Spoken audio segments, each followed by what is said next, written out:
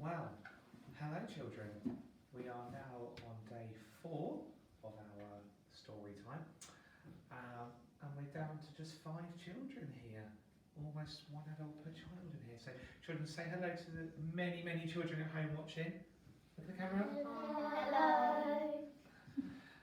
Again, as I've said, and as I'm sure your other teachers have said to you, it's been amazing seeing the work that you've done, especially the reading work. So thank you for watching the videos and for trying so hard. I've already had 2 AR quizzes through from children in my class for the Incredible Bulk this morning.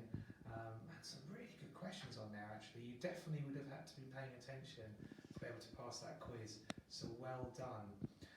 Now today we're going to start a longer book. So this is a book I'm going to read to you. It'll take quite a while, I imagine, a few weeks. So we're going to be looking at Danny, the Champion of the World, which is one of my favourite stories when I was at junior school. Absolutely loved it. So I hope you're going to enjoy it as well. Today I'm going to read to you the first 2 chapters, and then there'll be some tasks for you to work on based on those chapters. Here we go. So chapter 1 is called The Filling Station. When I was 4 months old, my mother died suddenly, and my father was left to look after me all by myself. I had no brothers or sisters, so all through my boyhood, from the age of 4 months onward, there were just the 2 of us, my father and me. We lived in an old gypsy caravan behind a filling station. My father owned the filling station and the caravan and a small field behind, but that was about all he owned in the world. It was a very small filling station on a small country road surrounded by fields and woody hills. While I was still a baby, my father washed me and fed me and changed my nappies and did all the millions of other things a mother normally does for her child. That is not an easy task for a man, especially when he has to earn his living at the same time by repairing motor car engines and serving customers with petrol. But my father didn't seem to mind. I think that all the love he had felt for my mother when she was alive, he now lavished upon me. During my early years, I never had a moment's unhappiness or illness, and here I am on my 5th birthday.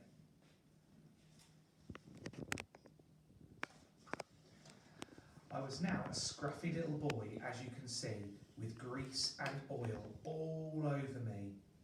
But that was because I spent all day in the workshop helping my father with the cars. The filling station itself had only 2 pumps. There was a wooden shed behind the pumps that served as an office. There was nothing in the office except an old table and a cash register to put the money into.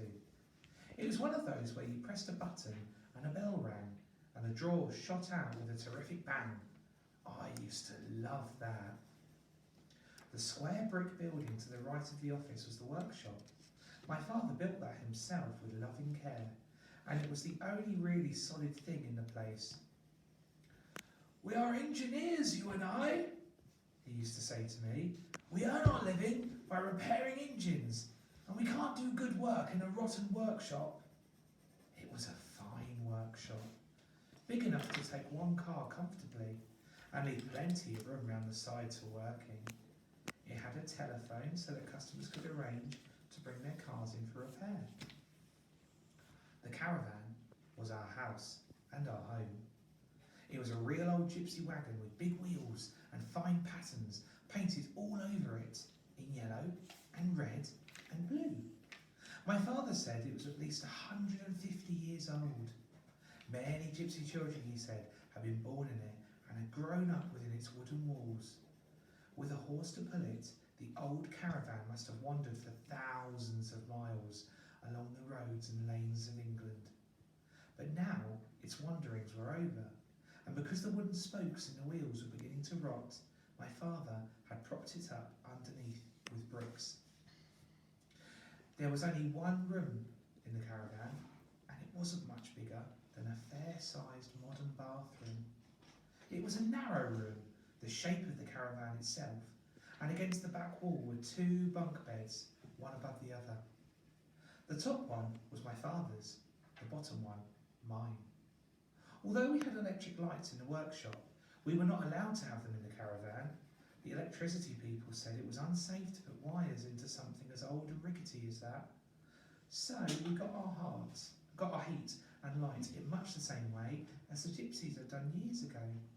There was a wood-burning stove with a chimney that went up through the roof, and this kept us warm in winter.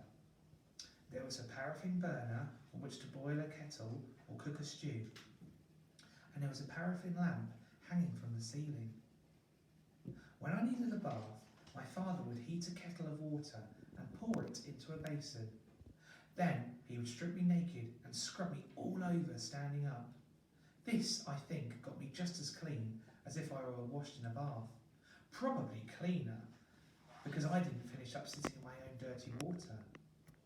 For furniture, we had 2 chairs and a small table, and those, apart from a tiny chest of drawers, were all the home comforts we possessed. They were all we needed. The lavatory was a funny little wooden hut standing in the fields some way behind the caravan. It was fine in summertime, but I can tell you that sitting out there on a snowy day in winter was like sitting in a fridge. Immediately behind the caravan was an old apple tree. It bore lovely apples that ripened in the middle of September, and you could go on picking them for the next 4 or 5 weeks. Some of the boughs of the tree hung right over the caravan, and when the wind blew the apples down in the night, they often landed on our roof. I would hear them going thump, thump, thump above my head as I lay in my bunk. But those noises never frightened me, because I knew exactly what was making them. I really loved living in that gypsy caravan. I loved it especially in the evenings when I was tucked up in my bunk and my father was telling me stories. The paraffin lamp was turned low and I could see lumps of wood glowing red hot in the old stove, and wonderful it was to be lying there snug and warm in my bunk in that little room. Most wonderful of all was the feeling that when I went to sleep, my father would still be there, very close to me, sitting in his chair by the fire, or lying in the bunk above my own. Now we're on chapter 2. Chapter 2 is called The Big Friendly Giant. My father, without the slightest doubt, was the most marvellous and exciting father any boy ever had. Here is a picture of him.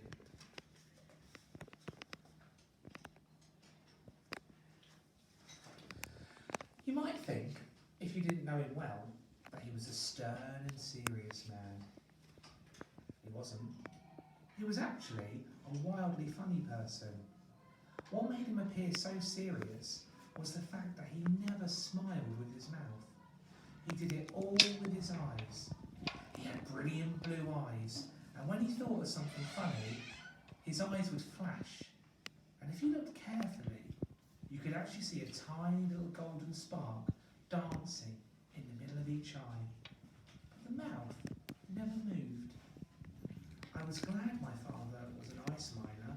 It meant he never gave me a fake smile, because it's impossible to make your eyes twinkle if you aren't feeling twinkly yourself. A mouth smile is different. You can fake a mouth smile any time you want, simply by moving your lips. I've also learned that a real mouth smile always has an eye smile to go with it. So watch out, I say. When someone smiles at you with his mouth, but the eyes stay the same, it's sure to be bogus. My father was not what you would call an educated man, and I doubt if he had read 20 books in his life, but he was a marvellous storyteller. He used to make up a bedtime story for me every single night, and the best ones were turned into serials and went on for many nights running. One of them, which must have gone on for at least 50 nights, was about an enormous fellow called the Big Friendly Giant, or the BFG for short. The BFG was 3 times as tall as an ordinary man, and his hands were as big as wheelbarrows. He lived in a vast underground cabin not far from our filling station, and he only came out into the open when it was dark. Inside the cavern, he had a powder factory where he made more than 100 different kinds of magic powder. Occasionally, as he told his stories, my father would stride up and down, waving his arms and waggling his fingers. But mostly, he would sit close to me on the edge of my bunk and speak very softly.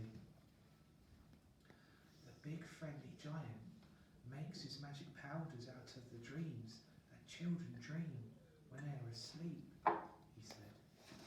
How? I asked. Tell me how, Dad. Dreams, my love, are very mysterious things. They float around in the night air like little clouds, searching for sleeping people. Can you see them? I asked. Nobody can see them. Then, how does the big friendly giant catch them? Ah, my father said. That is the interesting part. A dream, you see, as it goes drifting through the night air, makes a tiny little buzzing, humming sound. A sound so soft and low, it is impossible for ordinary people to hear it. But the BFG can hear it easily. His sense of hearing is absolutely fantastic. I love the far intent look on my father's face when he was telling a story. His face was pale and still and distant, unconscious of everything around him. The BFG, he said, can hear the tread of a ladybird's footsteps as she walks across a leaf. He can hear the whispering of ants as they scurry around in the soil talking to one another. He can hear the sudden shrill cry of pain a tree gives out when a woodman cuts into it with an axe. Ah yes, my darling, there is a whole world of sound around us that we cannot hear because our ears are simply not sensitive enough. What happens when he catches the dreams? I asked. He imprisons them in glass bottles and screws the tops down tight, my father said. He has thousands of these bottles in his cave. Does he catch bad dreams as well as the good ones? Yes, my father said. He catches both, but he only uses the good ones in his powders. What does he do with the bad ones? He explodes them. It's impossible to tell you how much I loved my father. When he was sitting close to me on my bunk, I would reach out and slide my hand into his, and then he would fold his long fingers around my fist, holding it tight. What does the BFG do with his powders after he's made them? I asked.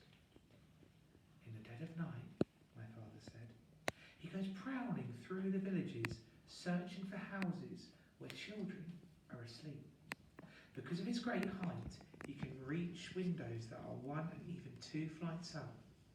And when he finds a room with a sleeping child, he opens his suitcase. His suitcase, I said. The BFG always carries a suitcase and a blowpipe, my father said. The blowpipe is as long as a lamppost. The suitcase is for the powders. So he opens the suitcase and selects exactly the right powder, and he puts it into the blowpipe, and he slides the blowpipe in through the open window, and poof, he blows in the powder, and the powder floats around, and the children breathe it in. And then what? I asked. And then, Danny, the child begins to dream a marvellous and fantastic dream. And when the dream reaches its most marvellous and fantastic moment, then the magic powder really takes over. And suddenly, the dream is not a dream any longer, but a real happening. And the child is not asleep in bed. He's fully awake and is actually in the place of the dream and is taking part in the whole thing. I mean, really taking part in real life. More about that tomorrow. It's getting late. My father kissed me, and he turned down the wick of the little paraffin lamp until the flame went out. He seated himself in front of the wood stove, which now made a lovely red glow in the dark room. "Dad," I whispered, "what is it? Have you ever actually seen the big friendly giant?"